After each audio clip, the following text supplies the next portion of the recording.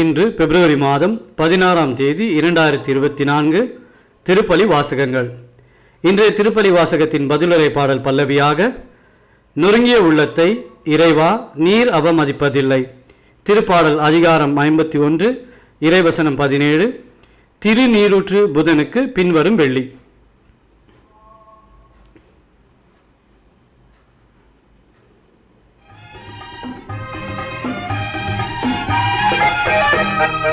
தலைவா உன்னை வணங்க என் தலைமேல் கரம் குவித்தேன்.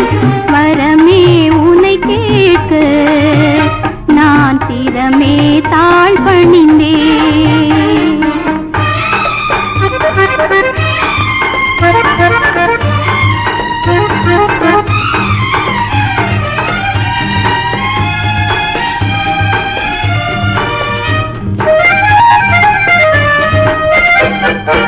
அகல் போல் எரியும் அன்பு அது பகல் போல் மனம் பெறவும்.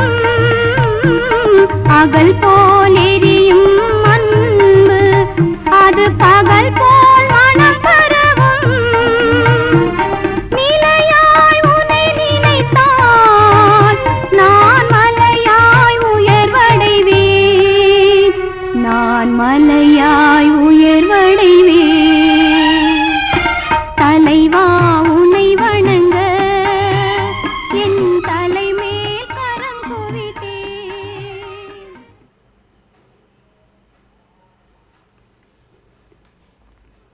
முதல் வாசகம். உங்கள் இனத்தாருக்கு உங்களை மறைத்து கொள்ளாதிருப்பது அன்றோ நாம் விரும்பும் நோன்பு.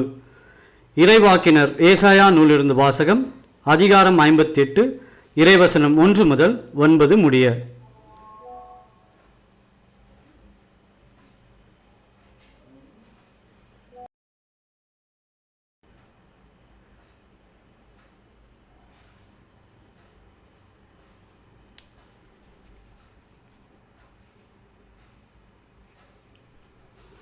இறைவனாகிய ஆண்டவர் கூறுகிறார், பேரொலி எழுப்பி கூப்பிடு, நிறுத்தி விடாதே. எக்காலம் முழங்குவது போல் உன் குரலை உயர்த்து. என் மக்களுக்கு அவர்களின் வன் செயல்களையும் யாக்கோபின் குடும்பத்தாருக்கு அவர்களின் பாவத்தையும் எடுத்து கூறு. அவர்கள் நேர்மையானவற்றை செய்யும் மக்களிலும் போலும் தங்கள் கடவுளின் கட்டளையை கடைப்பிடிப்போர் போலும் நாள்தோறும் என்னை தேடுகின்றார்கள். என் நெறிமுறைகள் பற்றிய அறிவை நாடுகின்றார்கள். நேர்மையான தீர்ப்புகளை என்னிடம் வேண்டுகின்றார்கள். கடவுளை அணுகி வர விழைகின்றார்கள். நாங்கள் உண்ணா நோன்பிருந்த பொழுது நீர் எங்களை நோக்காதது ஏன்? நாங்கள் எங்களை தாழ்த்தி கொண்டபோது நீர் எங்களை கவனியாதது ஏன் என்கின்றார்கள். நீங்கள் நோன்பிருக்கும் நாளில் உங்கள் ஆதாயத்தையே நாடுகின்றீர்கள். உங்கள் வேலையாள்கள் அனைவரையும் ஒடுக்குகின்றீர்கள். இதோ வழக்காடவும் வீண் சண்டையிடவும் கொடும் கையால் தாக்குவுமே நீங்கள் நோன்பிருக்கிறீர்கள். இன்று போல் நீங்கள் உண்ணா நோன்பிருந்தால் உங்கள் குரல் உன்னதத்தில் கேட்கப்படாது. ஒருவன் தன்னை ஒடுக்கிக் கொள்ளும் நாளையா நான் உண்ணா நோன்பின் நாளாக தெரிந்து கொள்வது? ஒருவன் நாணனை போதும் தன் தலையை தாழ்த்தி சாக்கு உடையையும் சாம்பலையும் அணிந்து கொள்வதா எனக்கு ஏற்ற நோன்பு? இதையா நீங்கள் நோன்பு என்றும் ஆண்டவருக்கு உகந்த நாள் என்றும் அழைக்கின்றீர்கள்? கொடுமை தலைகளை அவிழ்ப்பதும் நுகத்தின் பிணையாள்களை அறுப்பதும் ஒடுக்கப்பட்டோரை விடுதலை செய்து அனுப்புவதும் எவ்வகை நுகத்தையும் உடைப்பதும் அன்றோ நான் தேர்ந்து கொள்ளும் நோன்பு? பசித்தோருக்கு உங்கள் உணவை பகிர்ந்து கொடுப்பதும் தங்கம் இடமில்லா வறியோரை உங்கள் இல்லத்திற்கு அழைத்து வருவதும் உடையற்றோரை காணும்போது அவர்களுக்கு உடுக்க கொடுப்பதும் உங்கள் இனத்தாருக்கு உங்களை மறைத்து கொள்ளாதிருப்பதும் அன்றோ நான் விரும்பும் நோன்பு. அப்பொழுது உன் ஒளி விடியல் போல் இடும். விரைவில் உனக்கு நலமான வாழ்வு துளிர்க்கும். உன் நேர்மை உனக்கு முன் செல்லும். ஆண்டவரின் மாட்சி உனக்கு பின் சென்று காக்கும். அப்போது நீ ஆண்டவரை மன்றாடுவாய், அவர் உனக்கு பதில் அளிப்பார். நீ கூக்கல் இடுவாய், அவர் இதோ நான் என்று மறுமொழி தருவார். ஆண்டவரின் அருள்வாக்கு. இறைவனுக்கு நன்றி. பதிலுரை பாடல். கடவுளே, உமது பேரன்புக்கேற்ப எனக்கு இரங்கும். உமது அளவற்ற இரக்கத்திற்கேற்ப என் குற்றங்களை துடைத்தருளும். என் தீவினை முற்றிலும் நீங்கும்படி என்னை கழுவியருளும். என் பாவம் அற்று போகும்படி என்னை தூய்மைப்படுத்தி அருளும். பல்லவி. நொறுங்கிய உள்ளத்தை இறைவா நீர் அவமதிப்பதில்லை. ஏனெனில் என் குற்றங்களை நான் உணர்கின்றேன். என் பாவம் எப்போதும் என் மனக்கண்முன் நிற்கின்றது. உமக்கு எதிராக நான் பாவம் செய்தேன். உம் பார்வையில் தீயது செய்தேன்.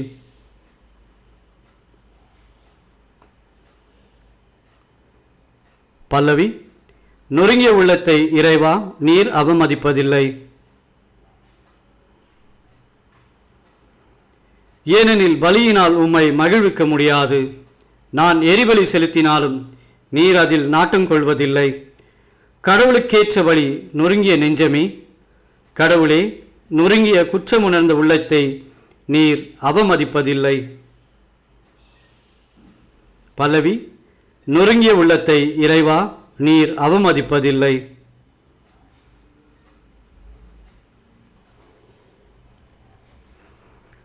நற்செய்திக்கு முன் வாழ்த்தொலி. நன்மையை நாடுங்கள், தீமையை தேடாதீர்கள். அப்பொழுது படைகளின் கடவுளாகிய ஆண்டவர் உங்களோடு இருப்பார்.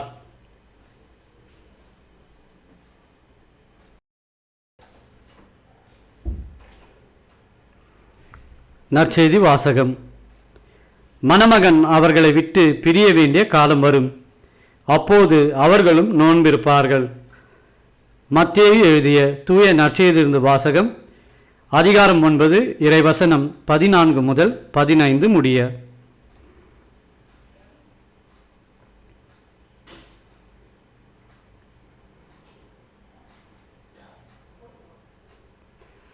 அக்காலத்தில் யோவானின் சீடர் இயேசுவிடம் வந்து, நாங்களும் பரிசேயரும் அதிகமாக நோன்பிருக்க உம்முடைய சீடர்கள் ஏன் நோன்பிருப்பதில்லை என்றனர்.